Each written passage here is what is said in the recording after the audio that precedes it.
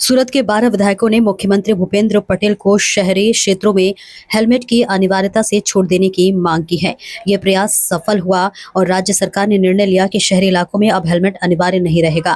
हालांकि सांसद मुकेश दलाल ने नागरिकों से अपील की है कि वे अपनी सुरक्षा के लिए स्वेच्छा से हेलमेट अवश्य पहने। उन्होंने कहा कि नियमों से छूट मिलना एक बात है, लेकिन दुर्घटना से बचाव के लिए हेलमेट पहनना बेहद जरूरी है। हेलमेट तो कोर्टना आदेश द्वारा फरजियात बनाववामां आव्युं हतुं।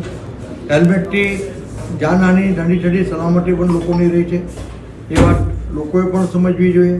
पण हाल तुरंत हेलमेट पहेरवा माटे राज्य सरकारे जे मुक्ति आपी छे, स्वेच्छाए जे पहेरवी होय ते पहेरे तेवी रीतनी मुक्ति आपी छे। सूरतना 12 धारासभ्योनी रजूआतनो પડઘો પડ્યો છે। તે માટે મુખ્યમંત્રી શ્રી ભૂપેન્દ્રભાઈ પટેલ અને ગૃહમંત્રી શ્રી હર્ષભાઈ સંઘવીનો હું આભાર માનું છું અને તમામ 12 ધારાસભ્યોનો પણ આભાર માનું છું કે તેઓની રજૂઆત લોકલાગણીને જે પડઘો પાડ્યો એનો એક પડઘો પડ્યો છે।